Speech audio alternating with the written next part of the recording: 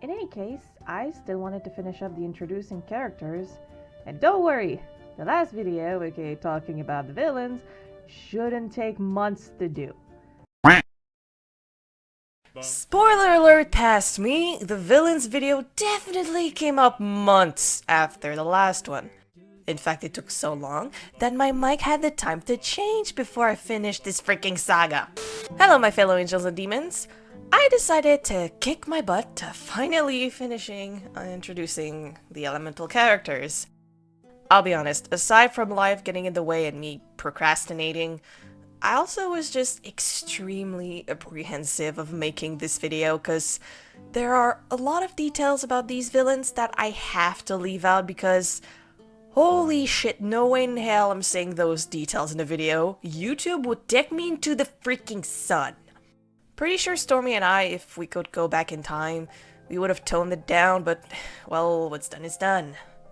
I'll still have to detail some things, but just know that there are a lot of things I will not be mentioning, mostly about two villains in particular. So instead I'll use a score out of 10 measure, 10 being absolutely terrifying and evil. Some will go over because of the things I can't mention. Very reassuring, I know! While the elemental knighthoods have met other foes in their adventure, these four are the main important ones that come back multiple times. Each of them determined to bring them down, but in different levels though. Enough chit-chat, let's dive in.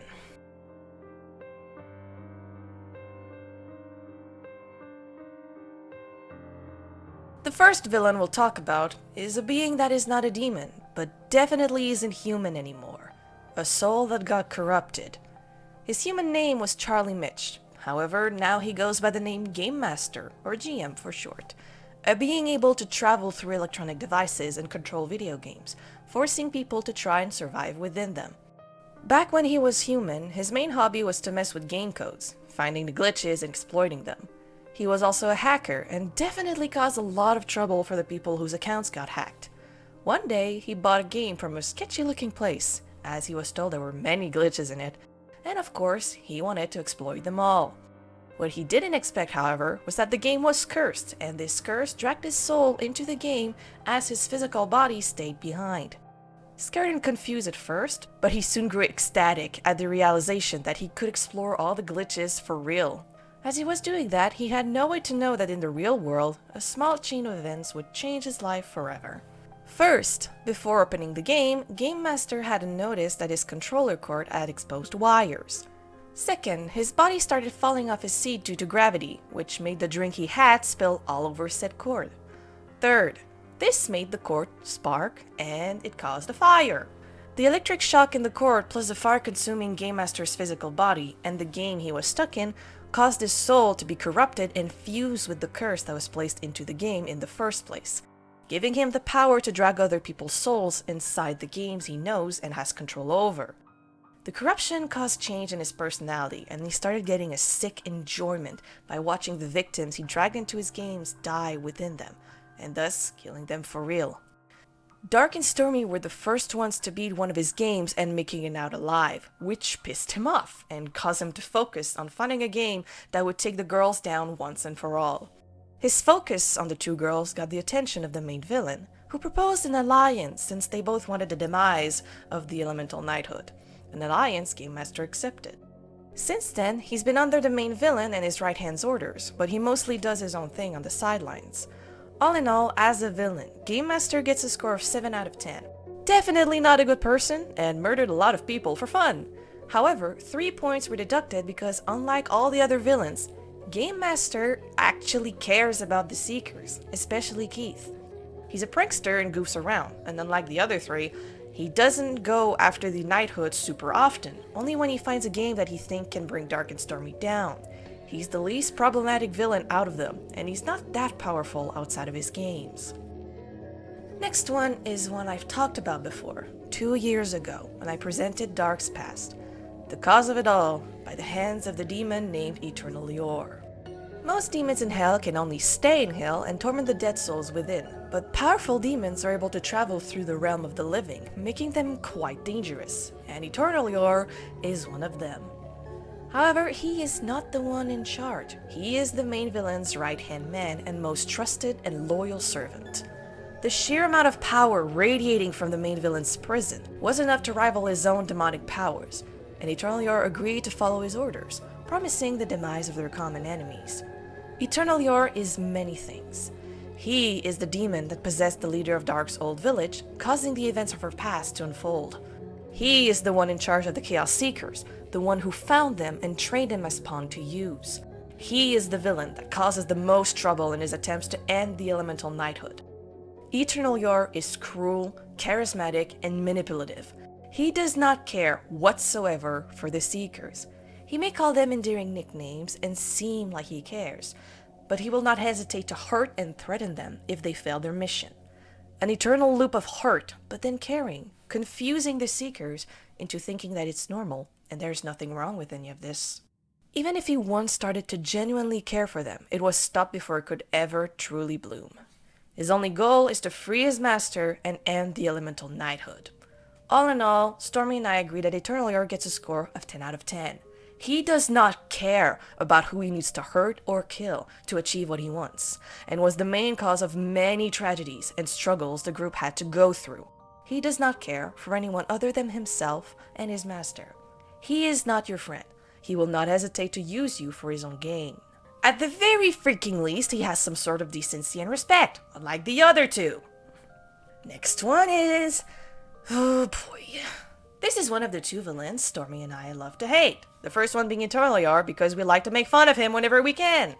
Meet Red Cross, a Reaper wanted dead by the Reaper realm itself.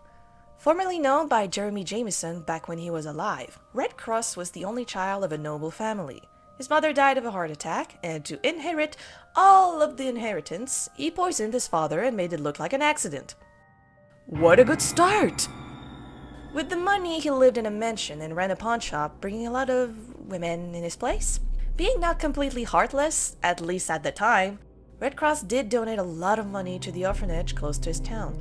That was probably his only good deed, as the instant anyone would try and dig a bit too deep in his secrets and past, they would suddenly disappear mysteriously. Eventually, he was strangled and beaten to death by his pawn shop workers and a few women who were sick with how he was treating them. His soul was found by two Reapers, the Lord of Reaper Henry himself and his closest friend, a Reaper named Icarus, the original bearer of the Medusa Eye, an eye that can paralyze anyone it gazes upon for a certain amount of time. Henry was not on board in accepting Red Cross as a Reaper, but Icarus insisted, as he was certain he could help Red Cross be a better person. Icarus wholeheartedly believed in Red Cross's good deed in the past, and he believed he could change, and Henry reluctantly agreed to his friend's request. It worked at first. Red Cross was under Icarus's guidance and wisdom, but Red Cross's maddening lust for power was still much louder, and in the end, he betrayed his mentor. Only a Reaper can kill another Reaper, and Red Cross had murdered Icarus, his own mentor. He also stole Icarus' Medusa Eye and replaced his own eye with it so he could get its powers, before heading out and messing around in the living realm, killing innocent people for fun, and breaking all the rules a Reaper is supposed to follow, making him a disgraced Reaper that is to be taken down as soon as possible. However, due to being a red-eyed Reaper, with the Medusa Eye too, it's been quite difficult to track him and take him down. The Elemental Knighthood crossing paths with him was by complete accident, but that meeting caused Red Cross anger and resentment towards the group, which caught the attention of the main villain. His voice called to Red Cross, and in a similar fashion to Eternal Yor, Red Cross realized the sheer amount of power radiating from the main villain, and agreed to work for him, but not fully. Red Cross is still to follow the main villain's orders, and Eternal Yor's to an extent, even though he often doesn't do that, but he is free to do as he pleases, and cause as much chaos as possible, one of them being driving Cosmo into insanity. He's responsible for that! All in all, Red Cross gets a score of 11 out of 10. Why 11? Because of the many disgusting and horrible things he's done that I can't even mention. He is cruel, twisted, and sadistic, and a perv. The only reason the number is not higher is because he's the punching bag, the villain that is definitely evil, but also gets his ass kicked by Eternal Yor, his puppy Hellhound, and he's scared of Connor. The villain you like to see getting in trouble and getting his just desserts. Finally, the last one. The one mentioned in almost every entry since the beginning of the introducing videos, who thankfully cannot do any more harm. for now. Temmie Sebastian Lawrence, the light magic user that caused the elemental war over 1,000 years ago. Not much is known about his past, and honestly at this point, we don't need to know. What we do know is that this twisted personality of his is something he always had, a thirst for power and the joy of bringing harm to others. Sebastian is the Elemental Knighthood's greatest and oldest enemy. They fought multiple times, even before the war, the latter being what caused the demise of them all, including himself. Despite being trapped into his amulet like a prison, he was still able to manifest as a shadow, able to manipulate Josh and the others back then, able to sway and have at his side a demon, a reaper, and a corrupted soul as his loyal servants. He is not to be messed with. He is extremely dangerous, and thank God that he's still trapped, otherwise the consequences would be disastrous. Sebastian is an elemental with full control of his powers, with strength and personality able to compare to a demon. He does not care for anyone other than himself, and only wants to control all around him, and take down his enemies once and for all. He is cruel, sadistic, charismatic, and narcissistic. His mind is so twisted that there is no room for redemption. Not for him who relishes in the pain he brings around him. His main target is Cyrus, his nemesis, whom Sebastian has a very sick obsession over. There are so many things I can't even mention that this man has done or is willing to do. And for that and everything that he is, Sebastian gets the score of 15 out of 10. He is someone to be feared, someone who cannot be allowed to roam free. Trust me, you do not want to know what he's done and what he's capable of. He is the most dangerous out of all of them. There is a reason he is their leader, and hopefully he will never be able to escape his prison. And with that awful note, we've come to the end of introducing elemental characters. While not the main focus on my channel, at least now I can draw more of them from time to time, and I'm just happy and glad I got to finally introduce them all. I apologize for the angry tone. For some of them, it's just some of them makes me angry. Temmie and I are thankful to all of you who were interested, and I'm sorry again it took so long to finish this. Thank you for watching, and I'll see you in another video.